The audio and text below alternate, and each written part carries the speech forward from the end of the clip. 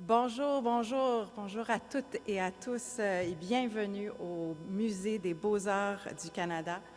My name is Rachel Bendayan. I am the Parliamentary Secretary to Prime Minister Mark Carney, and it is truly, truly an honor and a privilege to be with you all here today for an announcement that is very near and dear to my heart. I'm going to start off by saying that it's wonderful to see this room. The number of organizations that have confirmed their presence here today is well over 60. I would like to name a few of them. I hope you'll understand that I cannot name all 60. But today we do have the National Association of Women and the Law. We have the YMCA. We have the Native Women's Association of Canada. We have Moose Hide Campaign. Equal Voice is in the room. Women's Shelter of Canada. Capital Pride is here. La Fondation Émergence. Queer Tech de Montréal, et bien d'autres. All of you in this room who work tirelessly, day in and day out. You are the ones that are on the ground advancing equality, ending gender-based violence, and supporting the LGBTQ+ communities across our magnificent country. Ce sont vos efforts qui changent des vies et qui nous inspirent tous et toutes. Je tiens évidemment à présenter mes collègues, les collègues qui vont prendre la parole aujourd'hui, le ministre François-Philippe Champagne, la ministre Rechie Valdez et la ministre Mandy Gull-Masty qui sont derrière moi. Merci pour votre travail et d'être ici pour porter ce message si important. Un tout grand merci aussi à ma collègue Linda Lapointe qui est présente aujourd'hui et qui préside notre caucus des femmes d'une main de maître. Merci Linda. Et évidemment, j'aimerais remercier, un merci très spécial aussi, à toutes les députés qui ont travaillé si fort pour amener cette annonce jusqu'à la ligne d'arrivée. Women represent 40% of the Liberal caucus. And each and every one of those women have raised their voice in support of this announcement, and they each played an incredibly important role. As we look ahead to Tuesday, to Budget 2025, we are reminded that equality and economic growth, they go hand in hand.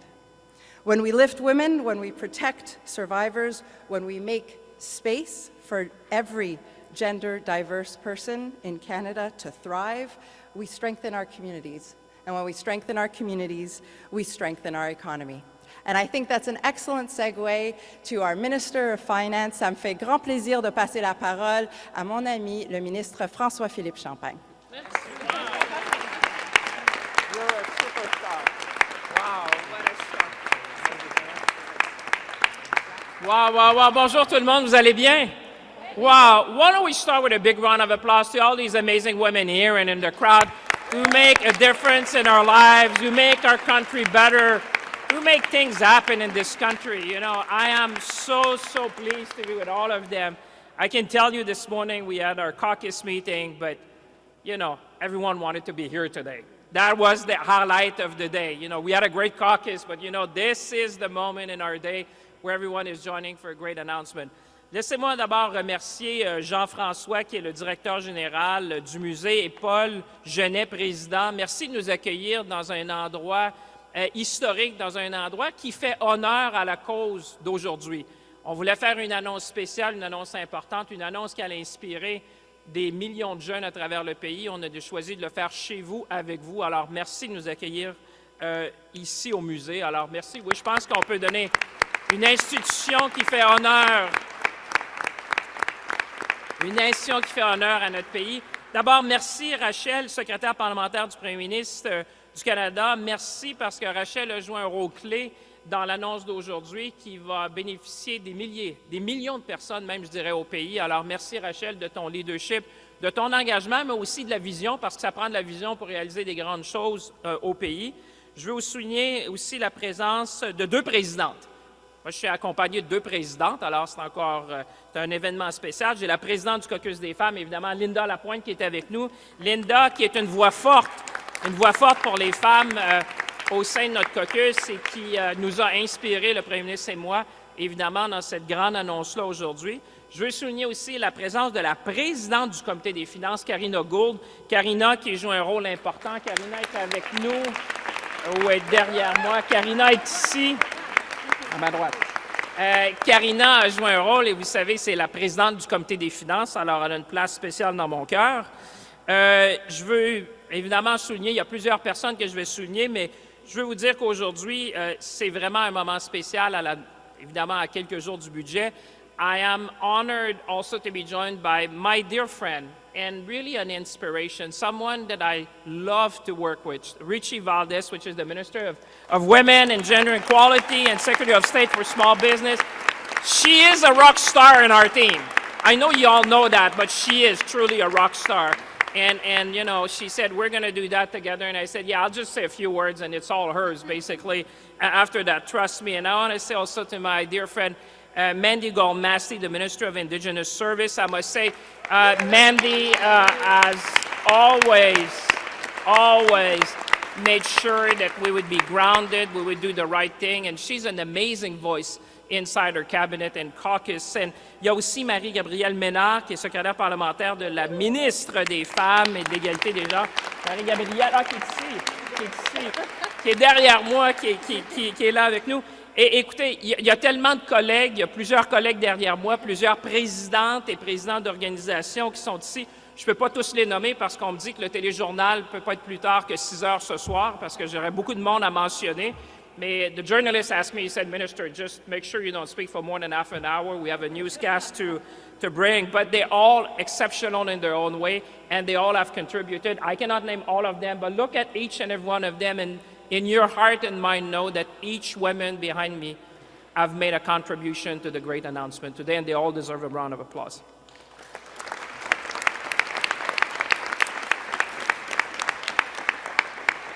I hope by now you appreciate that this is a big announcement.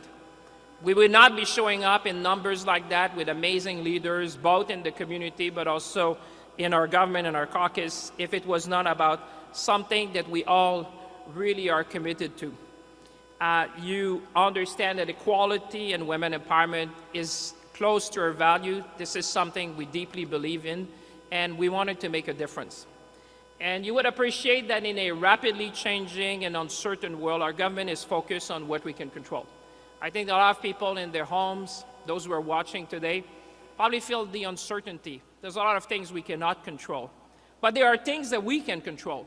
We can control to protect our communities, we can protect to make sure that we build our economy, and we can empower Canadians to go ahead. And this is what this is all about. It's about empowering people, empowering Canadians. And as the Prime Minister has already stated, you would know, Budget 2025 will include generational investments designed to grow our economy and build a stronger Canada and even a stronger Canadians. To me, this generational goal, this is not business as usual. This is a shift that we're going.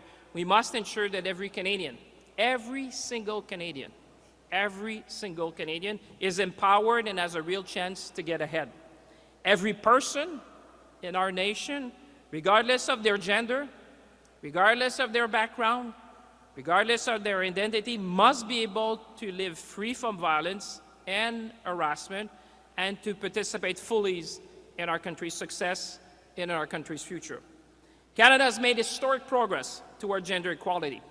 A major reason for this is the vital work of the Department for Women and Gender Equality, which Rechie is leading superbly, and it's been created since 2018.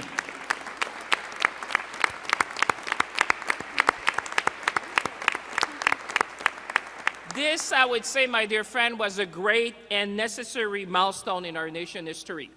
And I would say today you will be proud of what we're going to be announcing and what we're going to be doing together. The sad reality, is that we're still seeing incidents of gender-based violence in our country, as well as rising hate and violence targeting 2S LGBTQ+I communities, are a stark reminder that equality and safety, I insist, equality and safety must continue to be defended. That's why in Budget 2025, we'll provide sustained funding to advance equality and inclusion across Canada. This serious long-term commitment will ensure constant progress towards equality and safety for women, for girls, and for 2S LGBTQI+ people. And I think for that, we should all be proud today. This is a moment in our nation history. Oui, je pense que ça mérite.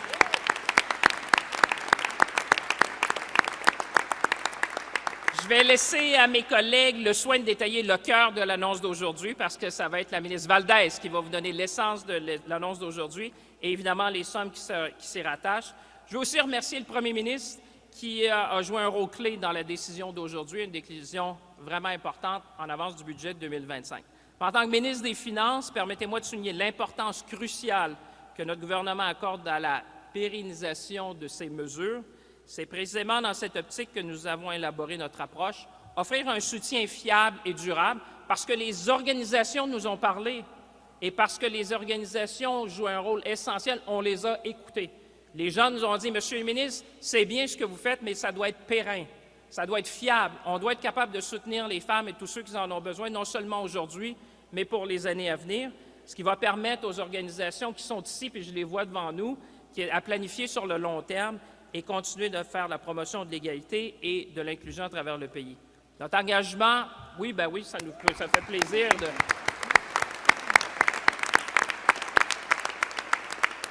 En terminant, je vous dirais que notre engagement à assurer le bien-être de tous les Canadiens et Canadiennes se reflètera très fortement dans le budget qu'on aura le plaisir de vous présenter ensemble. Tous nous, on sera ensemble pour vous présenter ça le 4 novembre prochain. Nous sommes convaincus que cela nous rapprochera d'un Canada véritablement exempt de violence fondée sur le sexe.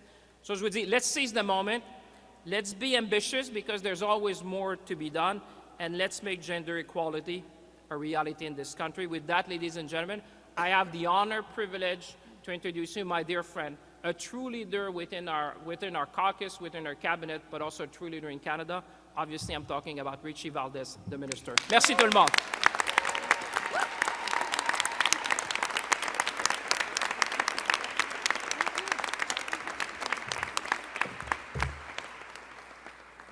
Good afternoon. Bonjour tout le monde. So good to be with all of you. I'm truly humbled to be here. Merci Rachel et merci François-Philippe d'avoir si bien lancé l'annonce aujourd'hui.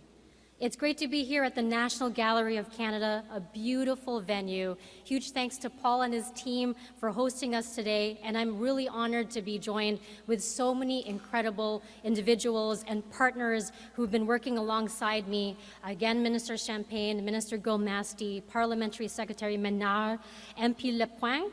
Thank you so much, Mitzie Hunter and Tyler Boyce. You'll be hearing from them shortly. Our amazing, powerful Women's Caucus right beside me, Pride Caucus.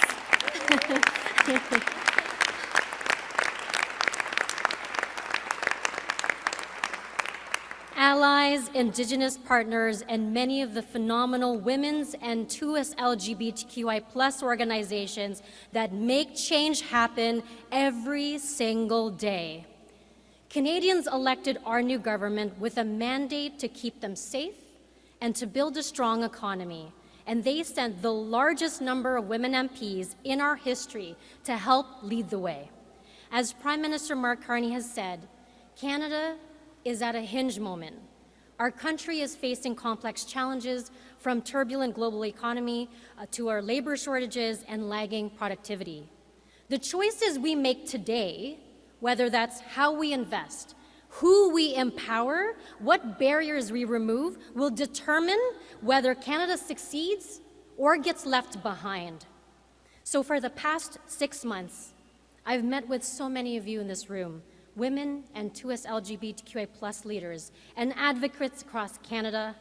And in August, many of us gathered in Toronto, and I thank you so much for that frank and honest conversation about the challenges that you face each and every day and the support that you expect from the federal government. The message I heard was clear. We cannot build Canada strong without the full and equal participation of women and gender diverse Canadians. On ne peut bâtir, yes.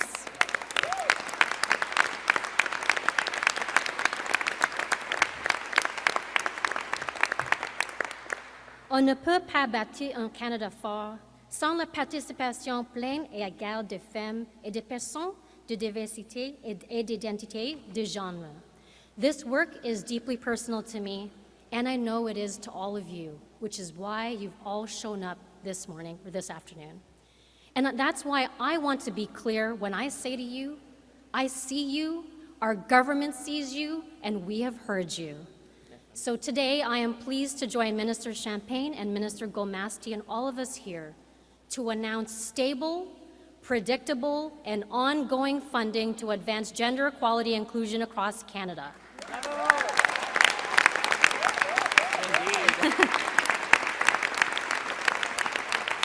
That's big. Thanks to you.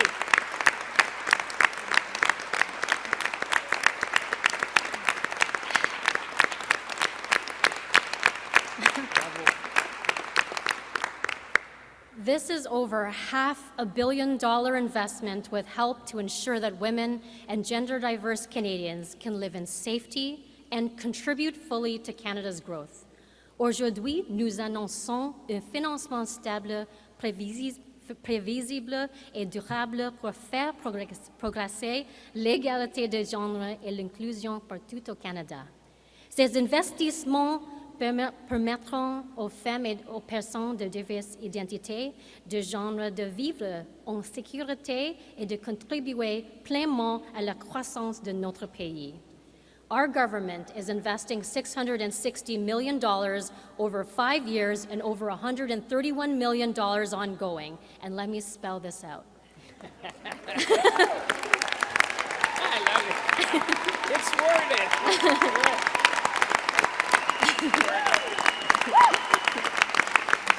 Take your time. Yeah. It's a big one. We are investing over $382 million over 5 years with $76.5 million ongoing to support Canadian women.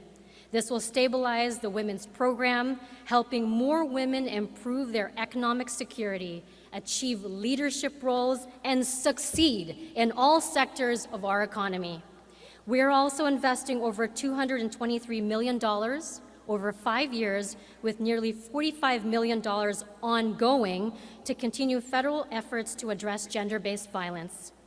This funding will enhance prevention efforts and survivor supports because no one can learn, work, or lead if they don't feel safe at home, online, at school, or at work.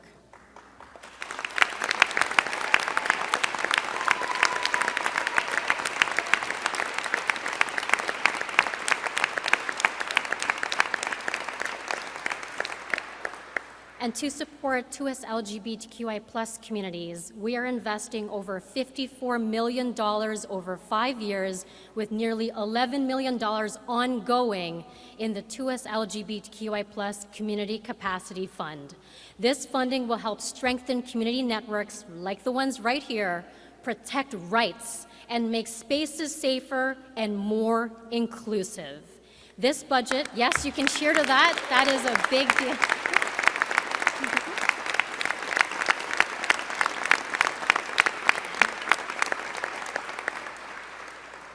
This budget will also provide ongoing funding to help ensure the safety of pride parades for all who participate.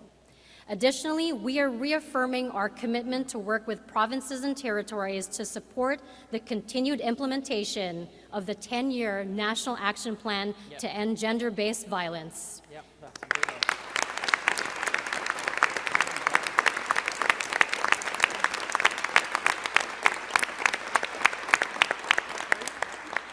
En investissant dans le leadership des femmes, en luttant contre la violence fondée sur le sexe et en soutenant les communautés de LGBTQI ou plus, notre gouvernement protège les droits et libère le potentiel de chacun.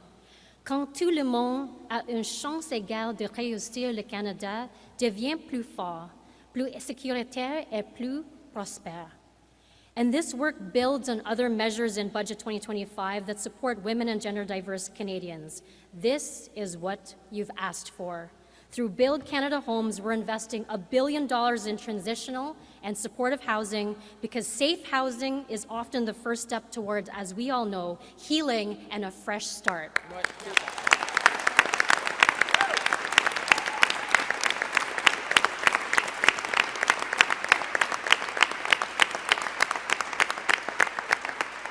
And Minister Champagne-Philippe announced earlier, we're introducing a code of conduct for the prevention of economic abuse, setting clear expectations for how banks identify, prevent, and respond to financial control and coercion. We all know too common and too often that this is a hidden form of gender-based violence. We're reversing conditional sentencing for sexual assault, so offenders serve their sentences in their correctional facilities, not in their communities. We're making the National School Food Program permanent, ensuring 400,000 children receive healthy meals every day at school so they can learn, grow, and thrive. And we are protecting Canada's National Early Learning and Childcare Program, which is helping 900,000 children get the strong start they deserve. So while parents are choosing, they have the freedom to choose, build, and advance their careers and their futures, we are supporting that. I speak today not only as minister, but as a mother, a daughter, and a former small business owner. I've seen what happens when we remove barriers in this country. People step up, they build, they lead, and they open doors for others just like me and for so many of you here who have done just that. And that is why these investments, and this is what it's all about. We are choosing to invest in people, to hold and protect what we have worked so hard for so many years. We are removing barriers so everyone can thrive, empowering communities so talent is unlocked, which will enable growth that benefits every single person in this country. So to the frontline workers,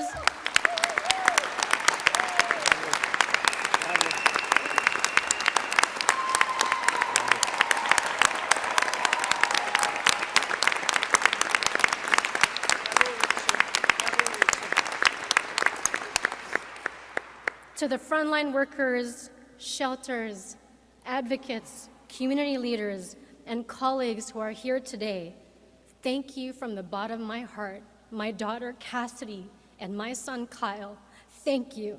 You are changing lives every day. And with these investments, we are here and we will continue improving the lives of more Canadians together. Canadians gave us a clear mandate to keep them safe and to grow our economy. We are delivering on that promise and that commitment, and together we will build Canada strong. Thank you, and merci, everyone.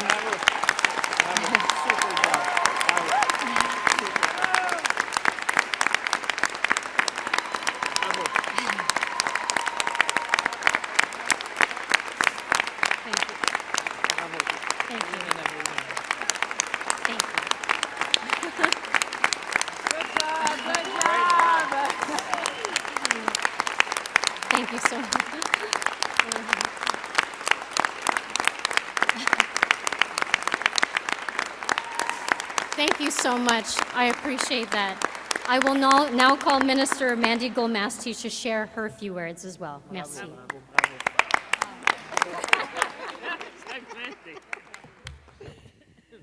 How do you follow such a powerful speech? Amazing, amazing. Bonjour, hello everybody, thank you for coming. You know, I want to start first by really acknowledging a champion for women, and I'm so pleased to see her have that moment for the work that her and her team did to really meet the moment for this government. I'm so proud to be a part of that. Thank you, Rechie, so much. I want to share something. I have heard in my community wisdom from many different parts of the nation. In my own home community, you know, something was shared with me, a lesson from an elder, and that lesson is really grounded in a concept that I think is reflected in the work that is done by Minister Valdez. I'm going to share it in Cree and then I'm going to translate it.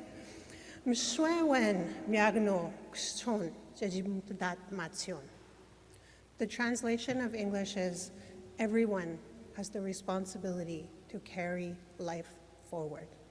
Tout le monde a la responsabilité d'avancer la vie.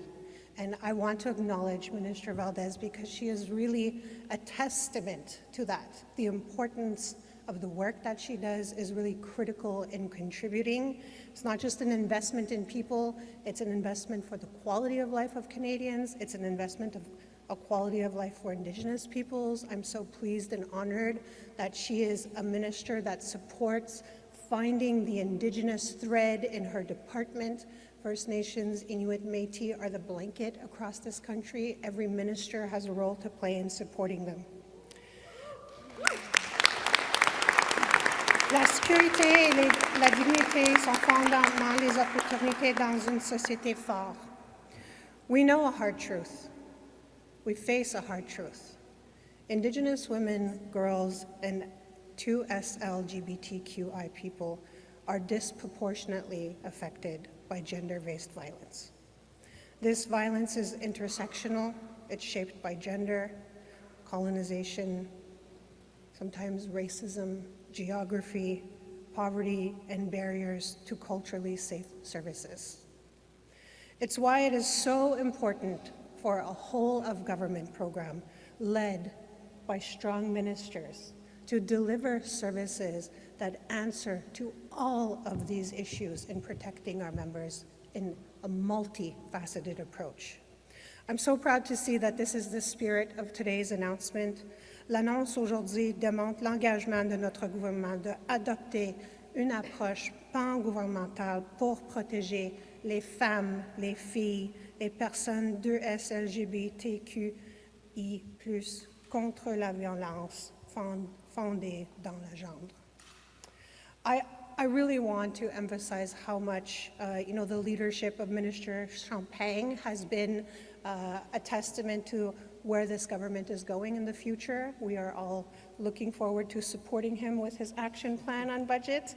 But we are really here to highlight when you have people coming to the table, bringing those important issues forward. We see strong ministers like Minister Champagne, Minister Valdez, really pushing forward funding that is critical for us to build the networks, the supports, the partnerships, so that we can protect those individuals that are at risk and empower them to feel proud to live here and receive service. We want to ensure that we are responding to your needs. We know that these investments matter. Many Indigenous organizations, I'm proud to see many of them here today, have already delivered life-changing results. These include the Native Women's Association of Canada, Les Femmes Mishif, Otipimi Swiak, and Patuti, Inuit Women of Canada, each advancing safety, healing, opportunity reflected in an Indigenous context. Their approach is truly grounded in culture, in identity, in language, and very often closely connected to land-based environment, learning in a capacity that truly reflects our identity as Indigenous people in Canada. J'aimerais aussi prendre le moment de saluer le conseil de les Atikamekw de Manoine.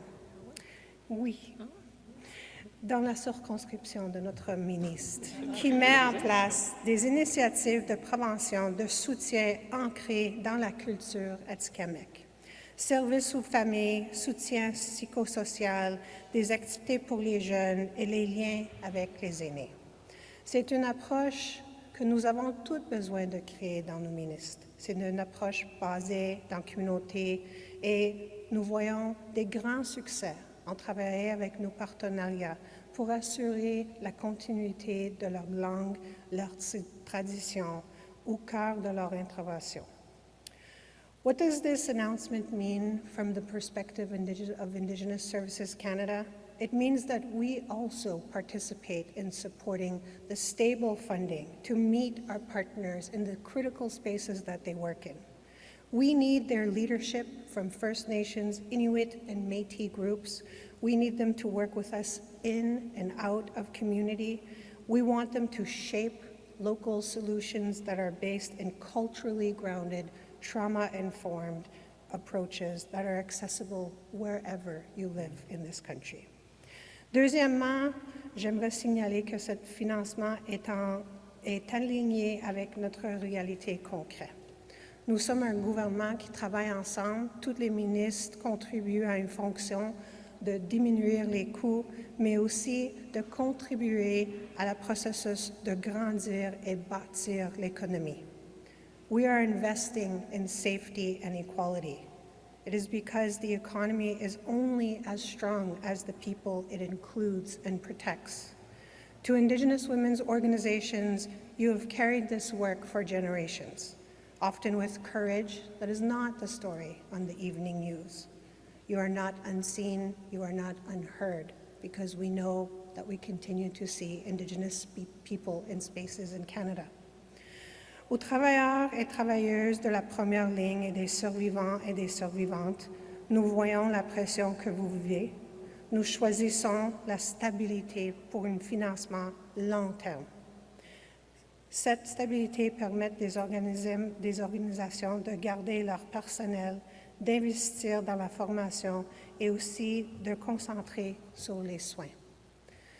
To the next generation, your safety for us as a government is non-negotiable.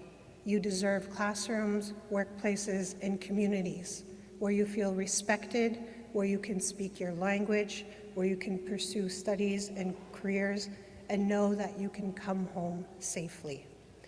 This announcement confirms that we are in this for the long haul. Stable funding, coordinated action, and Indigenous-led solutions, it just speaks to equality and safety. We want to ensure that these contribute to economic growth. This is truly how we build a stronger Canada. Bravo. Merci tout le monde.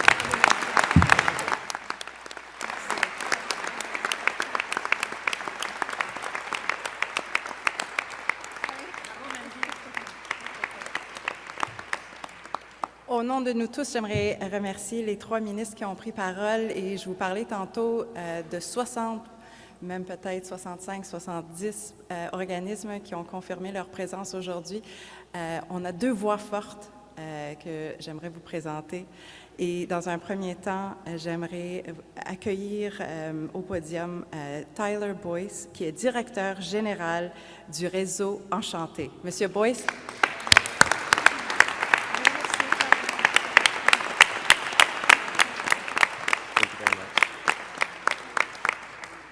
Bonjour tout le monde, moi c'est Tyler Boyce, je suis directeur exécutif du réseau Enchanté et nous sommes le réseau national des organismes de LGBTQI+, ici au Canada.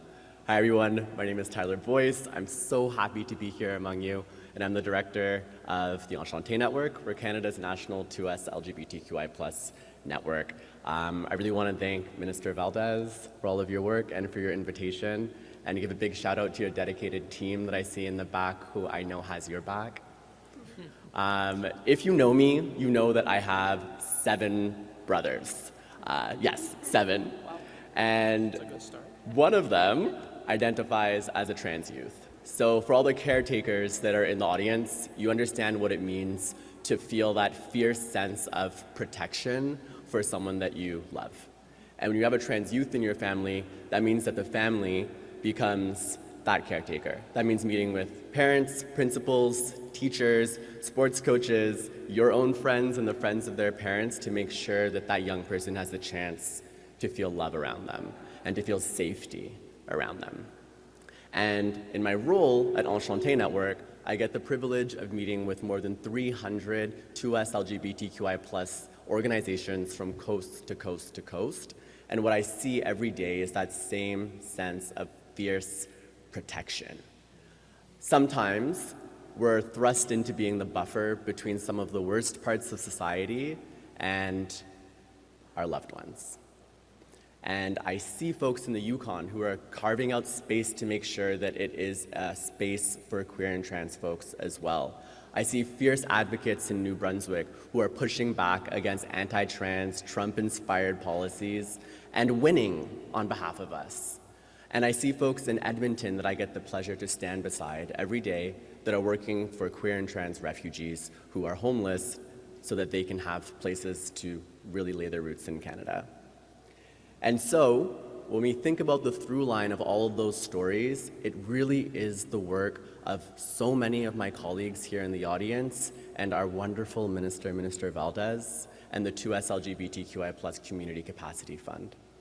We're able to resource this work and make sure that it's no longer working on a scarcity mindset. I said earlier that sometimes we're forced to be the buffer between the worst parts of society and our loved ones, but what comes with capacity is the ability to maybe become the bridge between our loved ones and the best parts of society. And so this was a historic announcement. I feel like I'm still taking it in, as I'm sure many of you are. And so I want to take a big time to say thank you to each and every one of you, and to especially shout out the Black trans women who made the 2S LGBTQI+ movement what it is, and know that you're not forgotten as you reach this milestone. Thank you.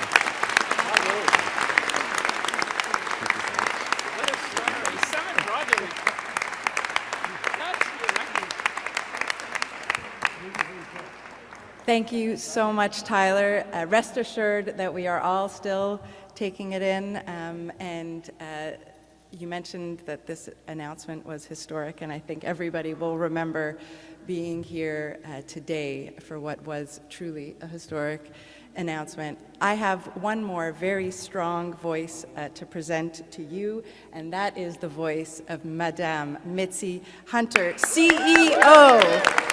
She is the CEO of the Canadian Women's Foundation, no stranger to anybody in this room, a strong leader for women in Canada, and a true friend to all of us here. Mitzie, over to you. Thank you, Rebecca. Bonjour à tous. I feel the moment, Tyler. It is truly historic. I want to say thank you to Minister Valdez, Minister Champagne, and Minister Gull-Masty for bringing us these words today. We needed to hear them. And I was told that I have 90 seconds, but I'm going to take up a little more space, because I think that it is important that we acknowledge what is happening today. Today is a good day, and it's a beginning. Ensuring that wage has stability and committed funding is extremely important in this moment. Canada's budget must speak to the 51%.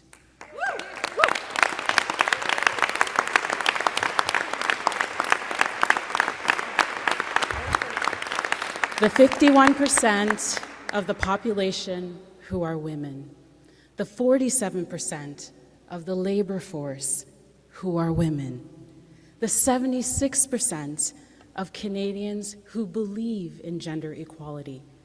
So today, the government has listened. And we are so pleased to see these investments in wage in this upcoming budget, because we know there is no strong Canadian economy without women.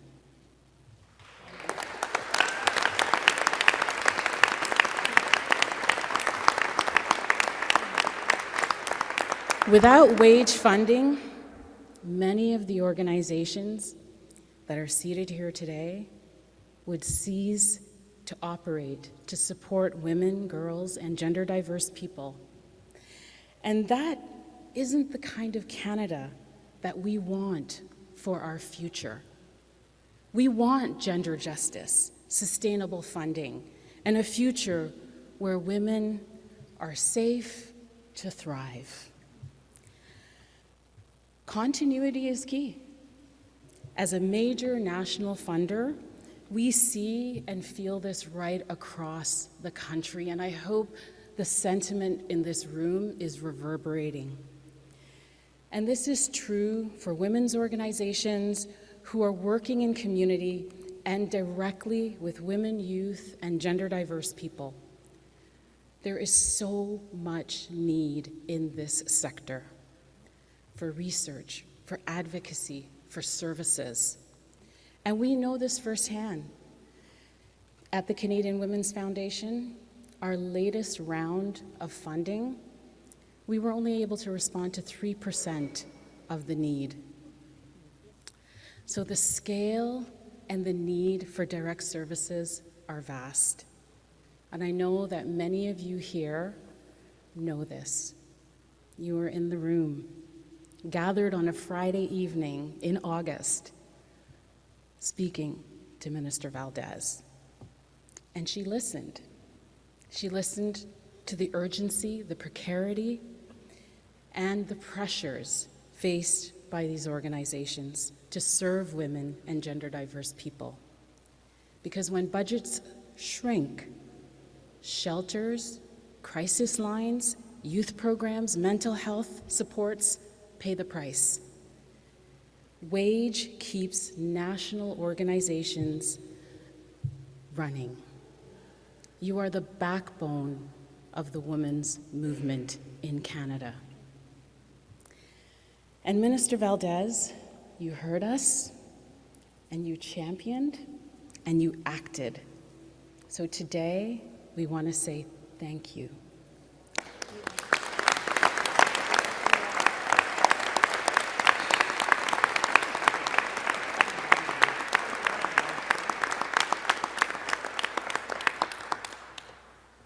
I want to be real. When a woman is safe, life is no longer on hold. Safety makes healing, stability, confidence, independence, and opportunity possible. Safety is a survivor of violence who can access safe housing, trauma-informed counseling, and the resources that they need to help heal and rebuild their lives.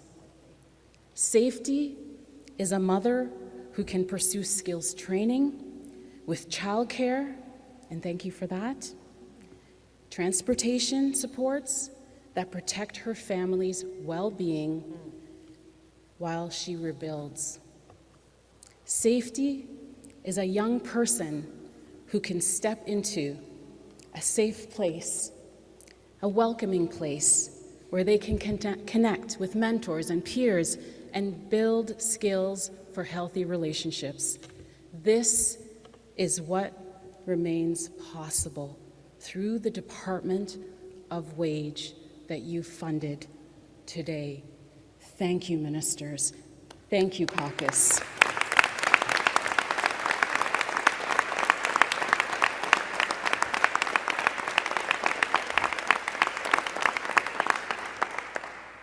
What we know is that when you invest in women, you invest in the whole community. In tough economic times like we're in now, we know that the need is even more important because there is a rise in gender-based violence. And we need to make sure that we are prepared for when women are in need in Canada, we answer that call. Thank you. Merci.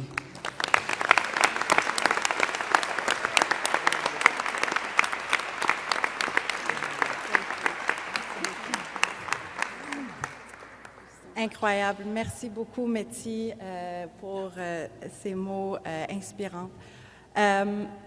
Ladies and gentlemen, I guess I would like to underline one thing before closing today's announcement, and that is there is somebody who very much wanted to be here in order to celebrate with us.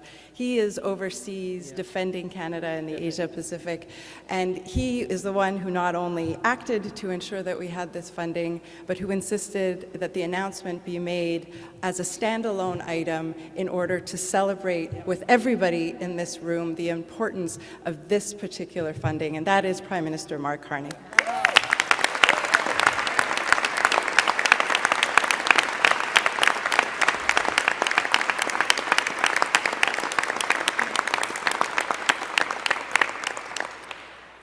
J'aimerais maintenant passer à la période de questions. La partie protocolaire de notre annonce est maintenant terminée.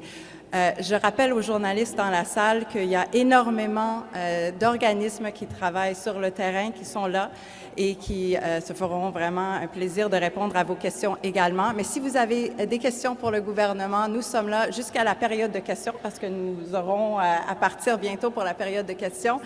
Mais ça fait plaisir de passer la parole au modérateur pour répondre aux questions des journalistes qui sont ici dans la salle. Merci encore une fois.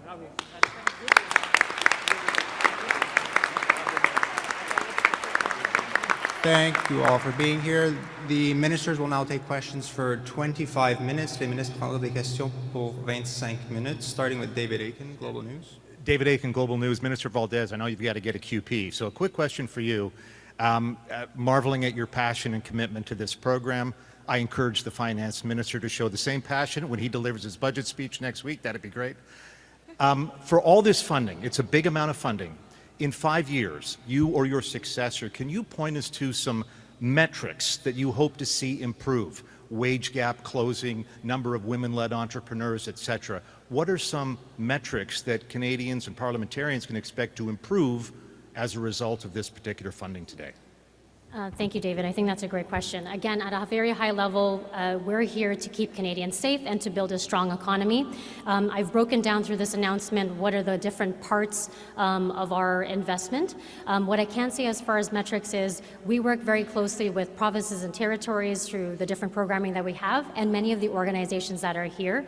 My incredible department, the wage team that is here, and my team, we work very closely with them to make sure that we're staying, in constant communication about how and when funding goes out, and we have constant feedback and communication between our teams, and that is the way that when it's making sure the funds go out to the folks who need it the most as quickest as possible, and two, ensuring that we're keeping track on getting feedback constantly on the results of some of the actions that are doing. But David, in a nutshell, it's ongoing dialogue, it's accountability with the provinces and territories, with the agreements that we have, and with the women and 2S LGBTQI+ organizations on the ground who are doing the good work that they do every day. Thank you. Follow-up goes to Grace Huntley, Global News. Grace Huntley, Global News. I have a question for Minister Champagne. The civil service has grown significantly in recent years. With budget cuts coming, what can we expect for the future size of the civil service? Well, first of all, I'd like to congratulate you. By the way, you may not know, but it's our third day on the job, so we're celebrating amazing women. We're celebrating also young women who are making their way, and I think it's your third day. I got that right? Okay, you wouldn't want the finance minister to get the numbers right. First of all, thank you for the question. It's great to meet you. Thanks for the question. Well, we've been very clear with Canadians. The budget that Canadians will see, and I must say something. I have done a lot of announcements in my 10 years as a member of parliament, and I don't know how many years as a minister, but today I'm emotional. This is one of those that you remember because it's the story of people, and you remember why you serve. You serve for the people, and I can assure you that the budget next week, I don't know if I'll raise to the level that David has said. No one can match Rechie, I can assure you that, but I'll do my best. I'll do my very best to inspire Canadians to do more together. It's going to be generational. I think Canadians understand we're facing some headwinds. We heard a number of stories today that Canadians, women, young people are facing, but as a society, we're facing a lot of headwinds. What I would say is that we're lucky to have the fiscal capacity to be able to do the right thing. Today is an example of that. When you have a strong fiscal capacity, you can make a difference in the lives of people. You can make funding for women organizations permanent. You can make sure that this country will be more inclusive. You can make sure that we appeal to the greatness of Canadians. And at the same time, if we want to invest more in the cause that we believe in the value that we sustain as Canadians, we need to spend less so we can invest more. So I've been very clear to Canadians that to our expenditure review, we had to make tough choices. There's nothing easy when you're looking at that, but we have been fair in what we're doing. We have been balanced in doing that. And when it comes to the civil service, I've served, I think, 5 departments now, and I can tell you that each and every one of them, men and women who serve, they do their very best for Canadians. Is it true that when you're looking at how we can improve processes, how we can merge programs within department, how we can use better technology. Would they be workforce adjustments? The answer is yes. But you do that in a compassionate way, you do that in a fair way, you do that in a smart way. And I think that's what Canadians expect from us, and that's what we're going to deliver to Canada.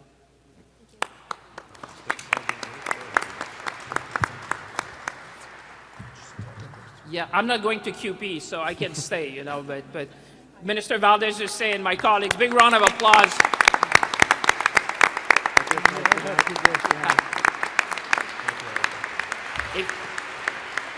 By the way, for the national press, if you see people disappearing behind me, it's not because of what I've said. It's because there's question period coming at 2:15 and I don't have to go today. But I can stay with you for a few minutes for sure. Thank you, Minister. Rachel Aiello, CTV News. So you've made it clear that there are going to be generational investments in this budget. You spent a number of weeks now talking about new funding. But what you have yet to make clear is what are the sacrifices in this budget? What kind of sacrifices should Canadians be expecting? Well, we're going to have to make choices. And I think this is a generational moment. I've said, I think I answered a question this morning as I was walking in the building. I said, people in the room understand this is not business as usual. The headwind is strong. We see the world changing. We see this has an impact in our lives, in our communities, in our families. We see it in so many different ways. I can tell you, I come from rural Canada, and you were mentioning stories of people that feel it in day-to-day life. So we're going to be making these kind of generational investments that are going to make Canada strong. The places where we can build in infrastructure, when we can build in housing. I heard housing before because housing for me is one of the places that you need, obviously, to support people in order for them to be able to build that life that they're looking at. And I'm looking at young people. When it comes to tough decisions, I would say a lot of the tough decision has been around making government more efficient and making sure that we adopt some of these new processes, I said, technology, and the different way of doing. And there will be example of that we have done in the budget. We'll be very transparent to you, and I think Canadians will see that we are serious, we are credible, and this is a national effort, because if we want to succeed and if we want everyone in this country to succeed in the next generation, we have to make that. But you would expect, as Finance Minister, that the detail will be in the budget. I'm happy to tell you that I'm not sugarcoating it to people. Yes, we had to make tough choices, but when you make tough choices, you're able to focus, you're able to prioritize, you're able to invest in places that makes a difference.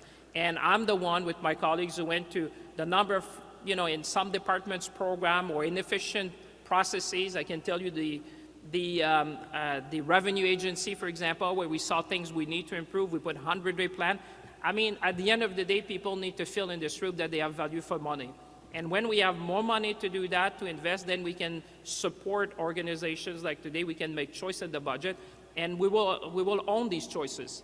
And Canadians can judge us for that, but I can tell you that coming on November 4th, Canadians will see that we understand the generational shift that is happening, and we're taking the direction to make sure generations will be better off. And we're now just a few days away from the budget itself being presented. I'm just curious, have you finalized the budget document, or are there still revisions being made before it's off to the printer? You should come back to the office with me. You could see, listen, you would expect that as we're coming close to November 4th, we're coming down to, the main things that happen, but obviously we will be ready to deliver something that Canadians will be proud on November 4th. And I look forward to present it, on behalf of all Canadians, because the story today is about the story of people, and I'll try to be the voice of Canadians and say, I'm standing here with you, with humility, but also with confidence to say, let's take that journey together, because this is how we're going to make our country stronger. Next question, Kate. Good afternoon, Minister. Kate McKenna with CBC. So I have to take all the questions now. They all went to question period, right? Okay, that's how it works. You go.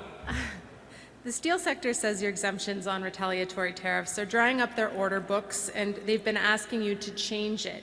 Will you stop exempting so much American steel? So what I can say is that, first of all, the remission that we have granted to Canadian businesses, which is the downstream businesses in the industry, it's much smaller than the first time. It's about 1/3 if I go out of memory.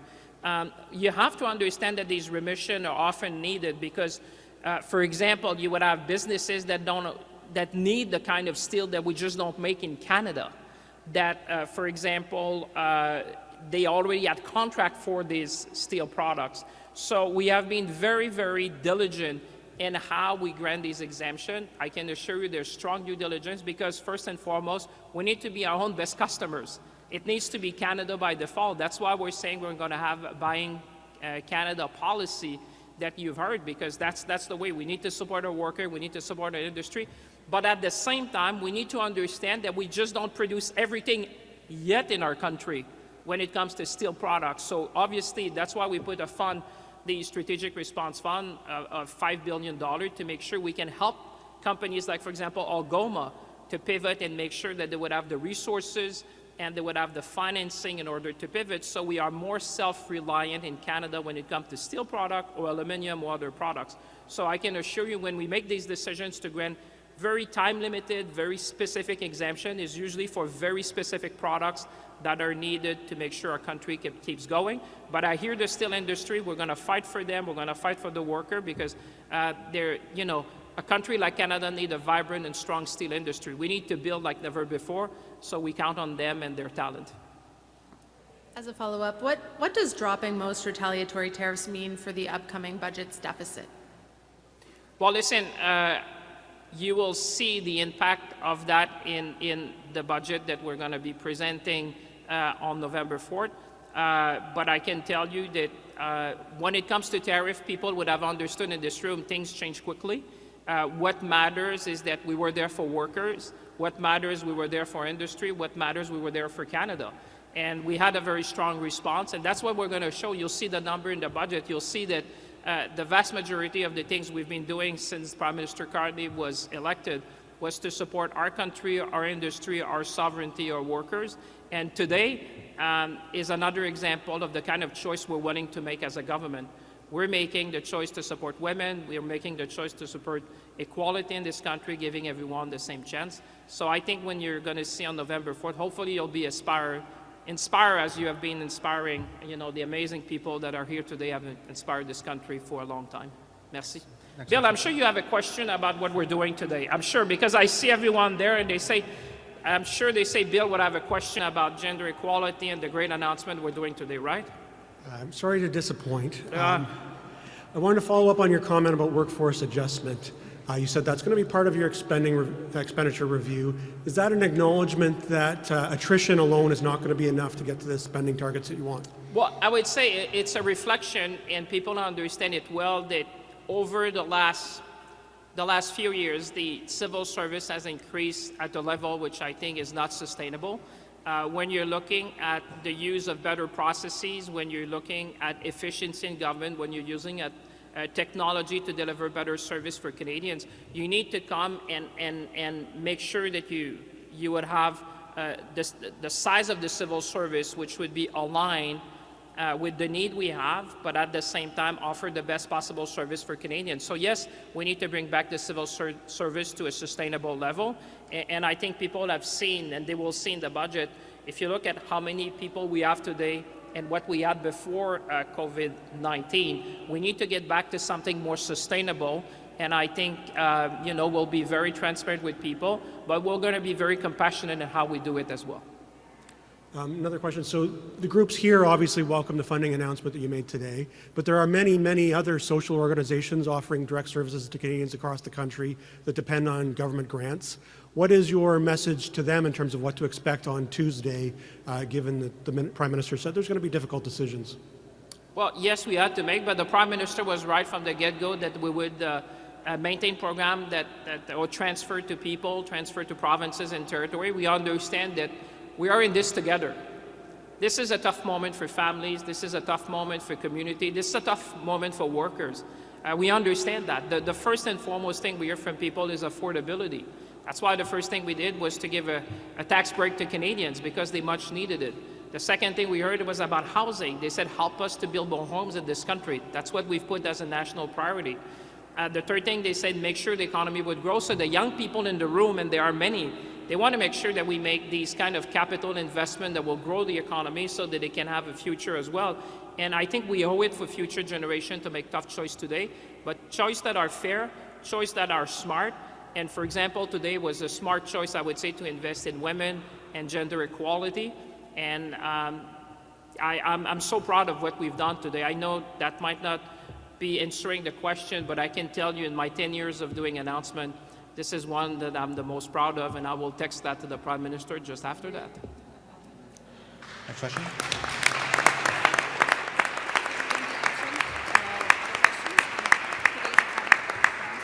Greg Quinn with Market News. Good afternoon. I wondered, as you prepare the budget, in particular the budget speech, your boss is Mark Carney, who has a lot of sharp ideas about finance. He's also seen as being a tough negotiator. How do you feel about working under that kind of environment? Is he a micromanager? Is he looking over your shoulder, holding the pen? What's going on? We're a great team. We're a great team. We get along well. We come from a similar place. We talk regularly. We have similar values, but you know, one thing that we have, I often say in politics, when you need, you know, humility, authenticity, and empathy. And I think we have, I certainly believe we have that, and it's going to show. We're a great working team, and that's what you want. At a time like that in the country, you want people to come together. Today is an example of that. We're coming together as people. We have a heavy burden to try to navigate our country to probably one of the most challenging times since 1945. The level of uncertainty, the level of anxiety, not just in Canada, but around the world. People see it in their daily lives and the impact for workers and families and even in community. We've heard stories of gender-based violence, and I can tell you what we're trying to do today is to give a voice to people who might be otherwise don't have, you know, someone's trying to silence them. We want to give a voice to people. We want to give a chance to people. We want to empower every young person that is looking at and the people in this room which are doing great work. So I think you'll be pleased to see the budget, and you'll see that when you have people working together, you can do great things. I want to follow up on the word generational that's been used in describing this budget. You know, Banque Nationale says the federal debt is going to rise from maybe $1 trillion to $3 trillion over the next 10 years.